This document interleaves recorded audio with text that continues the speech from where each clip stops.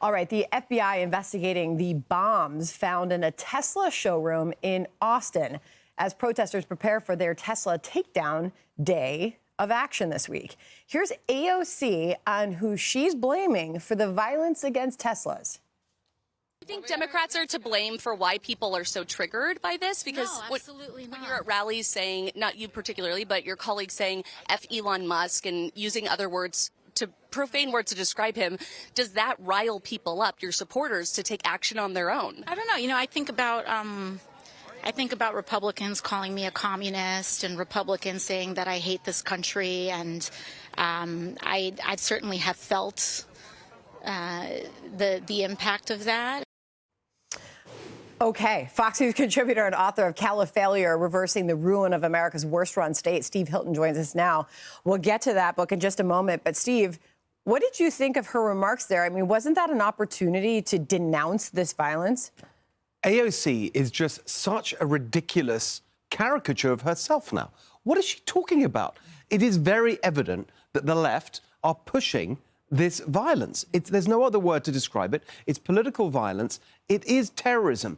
I remember very clearly growing up in the UK, we had regularly, you'd have little bombs in litter bins on the street, at railway stations, in pubs. It was IRA, the Irish Republican Army. It was a terror campaign. It was designed to influence policy. That's what this is. Yeah. It is designed to influence policy, and it's even worse than that, because you look at Elon Musk, this is one of the greatest entrepreneurs of all time, probably the greatest entrepreneur. He's trying to help his country. What does this say to any business leader or anyone who wants to get involved with the Trump administration? They're trying to intimidate people. That's why we've got to clamp down on this incredibly hard. It is terrorism, just as President Trump says. Also, what does it say about the political left that they think that this is a messaging strategy that is going to work? I mean, you tell me what you're seeing as far as the Teslas, and are they getting rid of them? I mean, we've even seen some of the Teslas out on the road who have stickers on them who say, I bought this before Elon Musk went crazy, or whatever it is. But is this a sign that the left really isn't going to learn from the last election?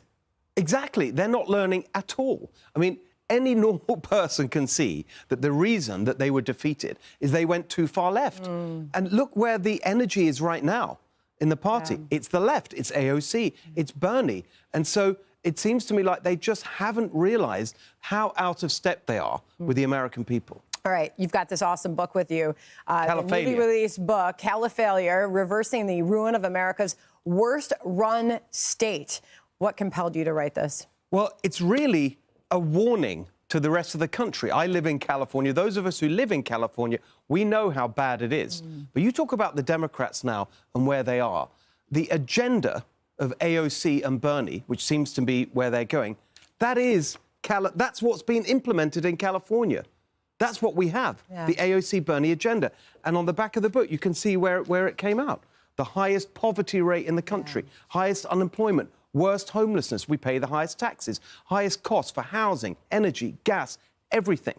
So everyone needs to understand how we got here. That's why I wrote this book. How it happened, but most importantly, how we stop it happening. Yeah. In the rest of the country, especially as people are thinking about the midterms and, oh, maybe we'll go back a little bit to the left. No, that's what we've got in California. It's a total failure on every front. I want to play out this sound. Kyle Conforti, California fireman, who says it's hard to think leaders are doing what is best for California based on what's happening. Listen here.